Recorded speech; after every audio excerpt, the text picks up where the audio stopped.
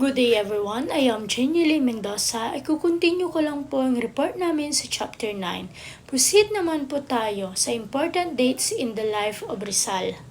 First, June 26, 1892, ito po yung pumunta si Rizal ng 2 araw sa Hong Kong.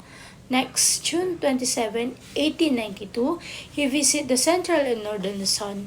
June 29, 1892, minit niya kasi yung goal niya makaharap dito. Ang gusto niya sa Borneo ay tumira siya doon kaya nakipagkita siya sa Governor General Eulogio. Pagnanais niya makatira sa Borneo kasi ang namamalagi sa mga Borneo sa kasalukuyan ay ang mga sultan. Pero wala silang presidente kasi gobernador at general noon. July 3, 1892, ang La Liga Pilipina, ang kasama dyan sila Graciano Lopez Haina, Triumviratra. Bakit tinawag na Triumviratra? Kasi nung La Liga Pilipina sa Ingles ay Philippine League. Naakala nila ang tinuturo ni Dr. Jose Rizal at Graciano Lopez Haina ay kung bakit pinag-initan nila ang La Liga Pilipina kasi akala nila yung organisasyong lumalaban sa pamahalaan. Next, July 7, 1892, yan na yung pinagbintangan si Rizal na lumalaban sa pamahalaan, kaya pinatapon siya sa dapitan. Pero ang ginawa niya doon, pinaganda ni Rizal, kaya ngayon ang dapitan ay related to Rizal. Ang dapitan ay matatagpuan sa bandang Mindanao, Zamboanga. July 14, 1982, dito ay dineport na siya. 3 araw siyang nagbiyahe mula Cebu hanggang Dapitan. Ang Cebu parte ng Visayas. Ang Dapitan parte ng Mindanao. Pinalayas o pinaalis siya kasi ang unang pinagtapunan kay Rizal ay sa Cebu pero nagbago ang isip ng general, pinatapon siya sa Dapitan na mas malayo. September 7, 1892, kinumbinsi si Rizal na bumalik sa paniniwalang Katoliko pero si Rizal ayaw niya kasi nakita niya ang mga praile nagpapahirap sa sambayanang Pilipino. August 28, 1893, na-meet niya si Josephine Bracken. Paano sila nagkakilala? Kasi si Josephine Bracken pumunta sa Pilipinas, isa siyang Irish woman. Pag sinabing Irish, taga Hong Kong, para magpagamot ng mata ng kanyang tito sa Pilipinas kay Dr. Jose Rizal kasi nalaman nila na pumunta siya sa Hong Kong. Napabalita na magaling siya kaya mula noon hinanap ng tito niya si Rizal. Nagkakilala sila Josephine Bracken at Rizal sa Pilipinas kasi sinamahan niya yung tito niya na magpagamot ng mata kay Rizal. Si Josephine Bracken din ang kanyang naging asawa. November 4, 1893, ito yung inutos sa mga praile na barilin si Rizal pero hindi sila nagtagumpay. Si Rizal kasi magaling sa eskrima, sa espada at sa baril. Akala nila kasi merkado siya, magkamag-anak sila pero hindi sila magkadugo kasi mamamatay tao siya. 1894, nung pinatapon siya sa dapitan, hindi nawala ang kanyang pagiging doktor. Lahat ng mga tao sa dapitan ginamot niya ng libre sa mata, lalo na yung mga taong walang paningin napagaling niya. Ang sabi, si Rizal ay nakagawa ng isang milagro. Pero ang sabi ni Rizal, hindi isang milagro, kundi ito ay isang sensya o agham. May 1895, kasi sa Mindanao, ang dapitan malapit sa dagat. Ang gusto niya, ilipat siya sa norte kasi mas mainit ang klima sa norte kumpara sa Mindanao. Kasi nung andoon na siya sa Mindanao, nagkakasakit na siya kasi sa lugar niya napapaligiran ng tubig, hindi siya sanay. Kaya ang request niya sa Ilocos. December 15, 1895, nag-request siya kasi sa Cuba nagkaroon ng civil war o digmaang sibil. Gusto niyang tumulong kasi ang profesyon niya ay bilang doktor pero hindi siya pinayagan. June 21, 1896, kaya yung La Liga Pilipina ay tinayo niya. Akala nila isang organisasyong revolusyon pero si Rizal ay ayaw niyang makiisa sa paghimagsik kasi ayaw niyang may dumadanak na dugo o may namamatay. Anong ginagawa niya? Paano siya naging bayani? Hindi naman siya lumalaban. Ginagamit niya yung talino niya pagsusulat ng nobela para iparating sa buong mundo kung ano ang pang-aapi ng Espanya na ginawa nila sa Pilipinas. Sinunod nila sa pangalang Valenzuela sa Valenzuela City. July 1, 1896, pinayagan na siyang pumunta sa Cuba para tumulong doon kasi nagkaroon ng digmaan, maraming namamatay na tao. Bilang doktor sa propesyon, gusto niyang makatulong gamutin yung mga tao. Dito naman po, yung kanununuhan ni Rizal, napag-alaman nila na si Rizal ang kanyang ninuno ng kanyang lolo ay Chinese.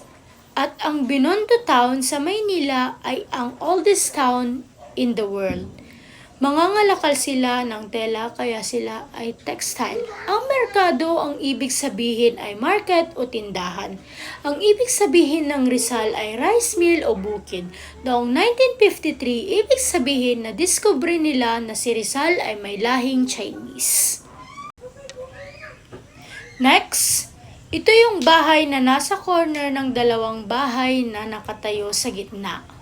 Paglipas ng panahon, wala na.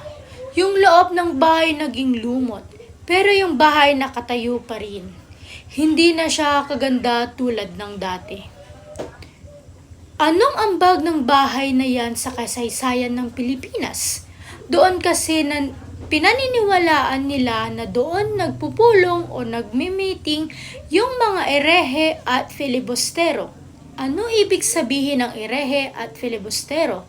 Sila yung mga taong lumalaban sa pamahalaan at tumututol sa aral ng mga simbahan. Diyan nanggaling ang pamagat ng pangalawang libro ni Rizal na El Filibusterismo. Yan na yung mga may picture na kung saan dyan sila pinapakilala na ito si Rizal na kanyang tiyo. May mga bata na dinadala kasi uso ang mga picture sa mga bahay noon. Hindi tulad ngayon na halos wala ng ganyan. Wala na yan yung bahay na tinutukoy. Yan yung tinutukoy doon kanina sa pinagpupulungan ng mga pinagbibintangan na lumalaban sa mga pamahalaan. Next, yung part na manuscript ng Noli Me Tangere. Ano po yung manuscript? Yan po yung sulat kamay mismo ni Dr. Jose Rizal na sinulat niya sa kamay yung Noli Me Tangere, parang scratch niya. Pero nasa National Museum na. Bago naging isang ganap na libro ang Noli Me Tangere, sinulat niya mula sa papel, manuscript, handwritten work of the author. Sa atin ngayon ay scratch paper. Pwede mo burahin, pwede mo baguhin, pwede mo i-edit, kaya ibinigay sa kanya pero tinago nila. Kasi pag hindi tinago, akala nila sinusuportahan nila yung nilulutong digmaan para patalsikin ang mga Kastila. Yung mga bangkero or booth driver, kanina na-discuss yung bahay na may tubig. Kasi yung iskinita. Kasi ang estero, ang mga tubig niya pwede mo inumin. Pero ngayon hindi na. Yung mga daan nila papasok at palabas, kaya yung posisyon ng bahay na nasa pagitan ng dalawang kalsada at sa likod ng sekreto nung nakakadaan yung mga tao na hindi alam. Kasi yung mga bahay noon, yung sa silong may bubuksan ka lang, tas makakapasok na sila nang hindi alam. Sa pagnanais na makaligtas ang nanay at tatay ni Rizal, dyan sila nagtago, kaya nga doon sa malaking kwarto, si Don Jimeno lang ang may susi para magdala ng mga pagkain. Ano ang La Solidaridad? Yan yung dyaryo na ang patnugot niya ay si Marcelo H. Del Pilar. Yan yung binaril na si Rizal noong December 30, 1898. Kaso hindi sila nag-celebrate ng New Year kasi bago pa magdesperas ay pumanaw na si Rizal. Nakaburol na si Rizal at pinatay siya sa Bagong Bayan na ngayon ay Luneta Park. Next, nung binaril si Rizal, ang unang pinaglibingan sa kanya ay sa Paco Cemetery na ngayon ay Paco Park. Yung bangkay ni Rizal, bali ang kanyang mga tadyang gawa ng sa harapan siya binaril. Ang tanong, bakit siya humarap nung siya ay babarilin? Kaya siya humarap kasi ayaw niya na talikuran ang silangan. Next, yan yung tuluyan na siyang umalis sa kanyang lugar, pero hanggang ngayon kinikilala pa rin yung Chinatown, Binondo, kung saan siya nanirahan, kung saan pinasikat pa rin sa Maynila dahil doon kasi sa lugar na yon naging malaking bahagi ng kasaysayan na kung saan yung bahay na yon nakatayo pa rin, pero hanggat buhay pa rin ang lugar na yon until the very best moment. It was related to Dr. Rosa Rizal and family, and it's a part of our Philippine revolutionary history.